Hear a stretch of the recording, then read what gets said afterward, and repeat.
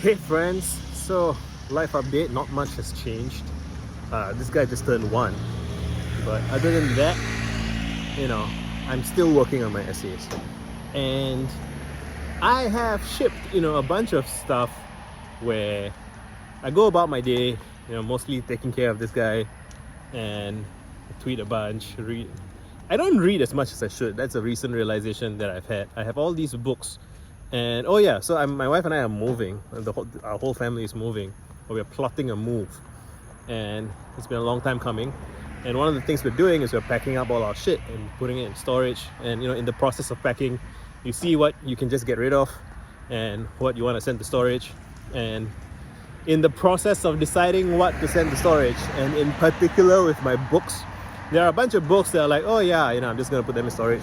And there are a bunch of books that I feel, wait, I'm not ready to part with these just yet. Even if it's not that long, if I just want them on hand for the foreseeable few weeks, right? And I might pack them at the last minute when we're about to move, and then we move, and it's basically, I never lose access to them for too long. And what I realized is that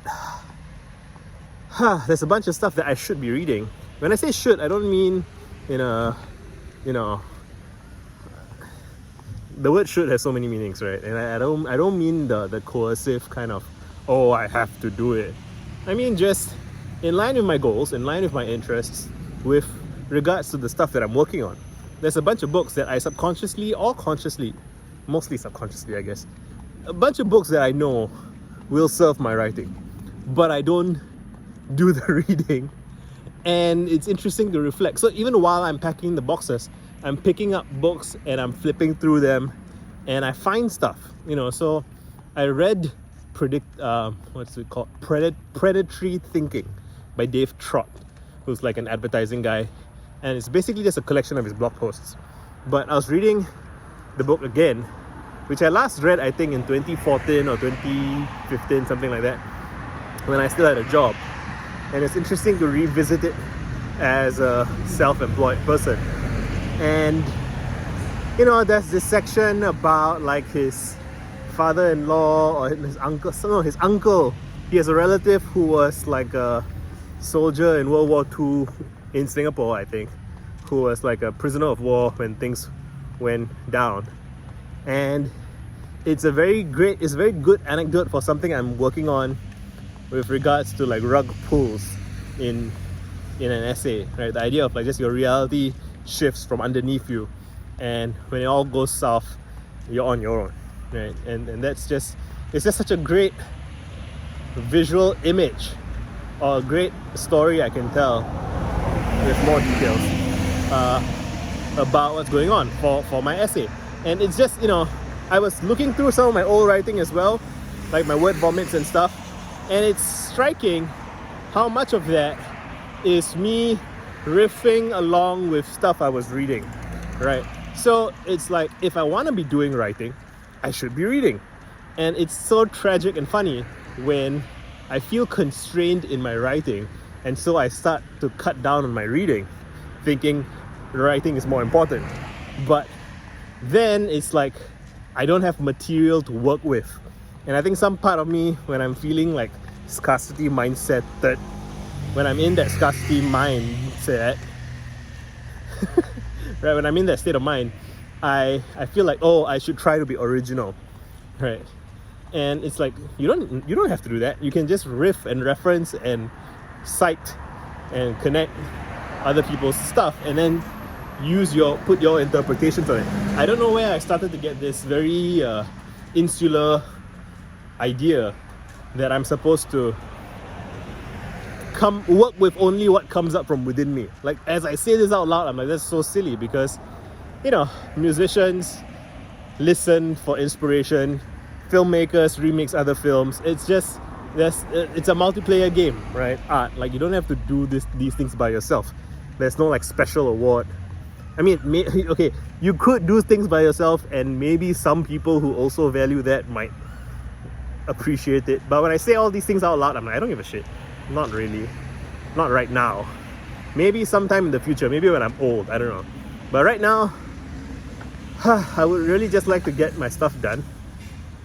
And if reading books that I have, my subconscious from years ago has already kind of picked out for me, if reading those books moves me along on my goals to publish writing that I feel needs to be done, then I just want to do it. I've been waiting for so long, right? That's the other thing. Like, I am now approaching, I don't know, before it's been like 2 years-ish, and I don't really want it to be 3 or 4 years where I've only written like one essay that I'm really proud of, which is Are You Serious?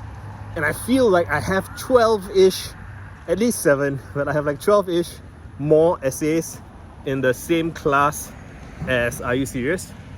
And I'm just waiting for them to happen, I guess, you know. And I mean, I say waiting, I mean I sit at my desk, I type stuff out, you know, I write notes, I try, it doesn't seem to work, I think a lot. But yeah, and I'm just realizing that it will go faster still if I talk to people about it, and if I sketch stuff out about it, which I do have the sketches, but they're all very incoherent, or they're all they lack continuity, or they lack, coherence is fair. It's funny because I do have an essay titled Resonance Over Coherence, where my definition of coherence in that essay is like just very polished, I guess, and very like everything has its place. I got to think about this, but there's a different kind of, I mean, it's the same with seriousness, right? Like there's seriousness as in earnest and, you know, not proper, but it took me a whole essay to contextualize what I mean, and it's hard to reduce it to a few sentences. My conclusion was that seriousness is love and curiosity expressed earnestly over a long period of time. And I also warn against solemnity, taking yourself too seriously, such that you can't actually take your work seriously, or you can't take whatever it is that you're trying to do seriously. And yeah, I have an essay on wretchedness, I have an essay on rug pulls, I have an essay on literacy, internet, a bunch of stuff. I don't know if I'm gonna publish this video. Feels like I'm going off the rails. But I haven't published anything in a while, so I'm just gonna try and bring it back. I'm gonna try and finish it, okay? Fuck it. I'm pretty tired. I've been tired for a while, significantly because of this guy who I love very much. But yeah, it's a slight mental handicap, or a severe mental handicap at certain periods of time, trying to work with a baby. But he's gonna get older and it's gonna be easier, I hope. It's so quiet. Just looking at stuff. Anyway, yeah, I'm working on a bunch of essays. I realized that I've been working in isolation unnecessarily. I have a lot of drafts and materials, but I'm still finding the animating spirit. I think one angle that I have failed to consider properly, or failed sounds a bit harsh. Just one angle that I'm coming back to, or coming around to, is that I should be walking on the other side, but it's brighter. One angle that I'm coming around to is that I should write about the things that I can't tweet, and so tweeting has been my primary modality in expression for years now. Most of what I do is on Twitter, and there's YouTube, but I don't make YouTube videos that often, and YouTube videos are annoying in that they're hard to kind of skim and reference the transcript and stuff. Well, it's okay. YouTube videos are okay, but off the cuff stream of consciousness, YouTube videos tend to lead me in certain directions. And if I were to make really good YouTube videos, I'd basically have to sit down with a pen and paper or sit down with the notepad, digital notepad, and plot out my essays, right? So, or just the path of what I'm trying to say. And yeah, most of my freestyling happens on Twitter, and on Twitter there are things that is just the environment of Twitter make it difficult to talk about, because it's probably going to be misinterpreted in a particular lens that you don't necessarily like, And the sneaky, tricky thing is, you spend a lot of time doing that, you start to optimize for, like subconsciously, right? You start to optimize for thinking in tweets. And so tweet thoughts that don't fit tweets stop being thunk. I know, thought the past tense of thought is thought, but thunk is pretty funny. Yeah, if you tweet a lot for a long period of time and you get good at it, thoughts that don't fit in tweets don't get thought. They kind of just pass through. Sometimes I save them in drafts. I should go through my drafts, I think. I'm probably going to do that after this video. I'm going to scan through my drafts to see what things I was not able to finish the thought of, or felt like the context wasn't right. And then those are some of the things that should become essays. It's just, I don't want to say that I'm demoralized. I don't think I'm demoralized. I'm just tired. And that's okay, right? I know that I remember feeling that way while working on my second book, Introspect, which took me like a year longer than I thought it would. At least a year longer than I thought it would. And yet, now when I look back, I'm like, that was actually done fairly quickly. You know, in like on the scale of years, right? On the scale of decades. Like, I wrote Friendly Ambitious Nerd at 30 in 2020, and I published Introspect at 32 in 2022, right? Yeah, that's a pretty good tempo. So I don't have something, so it's tempting to be like, I'll publish something really substantial every 2 years. Well, I don't have that. I'm not going to publish, it's unlikely that I'm going to publish all of Frame Studies by December 2024, right? But if I even just figure it out to the point where the animating spirit becomes clear and like the series of essays becomes clear, that would be good. It's early November. I'm not putting it past myself. I do think it's still possible. But ultimately I guess this video is just kind of an update to self, a thing for me to look back on years from now and be like, that's what it was like, in the trenches of the Frame Studies essays. And cool to know. Right? I have no doubt I'm gonna figure it out. It's not gonna be as grand as I had originally envisioned, but it's gonna be good. Are You Serious was good, and I know that I'm capable of several more essays like that, and I'm gonna do it. But it's gonna be a lot of work. And I mean, I have been putting in a lot of work that's been quote unquote going nowhere. And that's the hard part of the process, right? When you get to the point where working becomes easy, that you already have covered like tons of ground. I have an essay about this called When the Vision Isn't Manifesting, but I don't want that to be my legacy, or that to be my, I could, for the next 5 years, write essays that are basically about writing essays, but I don't want to do that. But I do think that a part of it is relevant, because I do think that living is a creative act, and just figuring out who you are, your identity, how you're relating to other people, how you're going to navigate in the world, the story you tell yourselves, all of these are creative acts. What your relationships mean to you, what your vocation means to you, how you spend your time, all of these are creative acts. And so anybody who's creative, whether they are a filmmaker, songwriter, YouTuber, author, they are inadvertently teaching us about these things as well.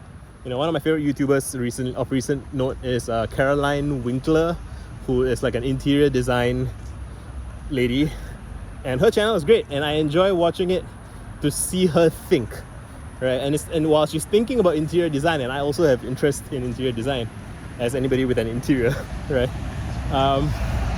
There's just so many layers to appreciating creativity, not as some highfalutin, esteemed, pedestalized, grand thing, but an ordinary thing about the way we go about our lives, right? So there's that element to everything.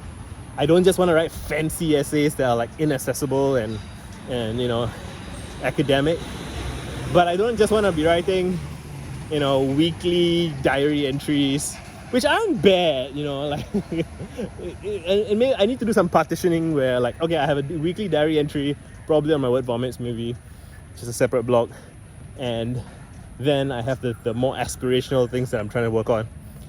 And yeah, as I say that out loud, I realized, you know, I'm trying to, I wanted to write something yesterday, I think, for myself, like a frustration with mediums and platforms and contexts, right? Like, I have this fantasy, and I guess every creative probably has this fantasy of, you know, let's say you're a musician, you're like, what if I didn't have to deal with albums and CDs, and nobody cares about CDs that much anymore, but like, you don't have to deal with audiences and TikToks and whatever context people are consuming media in these days. You know, what if I just vibe? What if I just sing? What if I just enjoy myself and flourish, and then everything just finds its place? That is the dream, right? It's for a lot of creatives, and I'm sure this applies even like in the working world for whatever your job might be. Like there's some constraints that you're under that don't feel right to you, but it's just the nature of the context that you've inherited. And now I remember earlier I was watching some videos of like, you can search on YouTube for like fire alarm jazz or like car alarm song, and it's like all these musicians who are like practicing or something, then they get interrupted by a car alarm or a fire alarm, and they find a way to work with it, to make art along with it, and it's beautiful. And that's life, right? So there's also this one Instagram thing of, I think, like a Ukrainian lady harmonizing with the air raid sirens. It's all the same idea, right? And yeah, same for, oh man, what is it about YouTube and Substack and algorithms and subscriptions and expectations of people publishing weekly or whatever. Yeah, I was going through all my Substack posts. I've written like 27 or 28 of them, and Are You Serious got as many subscribers as all the other posts combined. So clearly, if I'm gonna be, I mean, it's not okay, I wouldn't say it's super clear, but like those are the two paths, right? I can do this weekly thing where I take a whole year. Well, as I say it out loud, I gotta do the math. If I could ship every single week, then that would outweigh the one big essay. But if I'm not shipping every single week, then the one big essay beats the less than every single week essay. You know what I mean? So much to think about. But I think I'm gonna focus on going through my notes again, going through my drafts again, trying to consolidate them with some animating spirit, having a bit more abundance mindset. I feel like I'm you know, as I was going through my old stuff, I felt like, oh, I should do an overview of all the posts that I've done before. And halfway through that, I'm like, nah, this isn't a good use of my time. You know, I should just do what's the most exciting or compelling thing. And that might mean not publishing anything for a month while I sort my shit out for a new big essay. So I might do that. So a lot of it is just adapting my frames, which is in a way what frame studies is about. So haha, got myself there. That's the fun of it. So anyway, I don't want this to be too long. Hope you guys are well. Let me know if you have any thoughts. Done.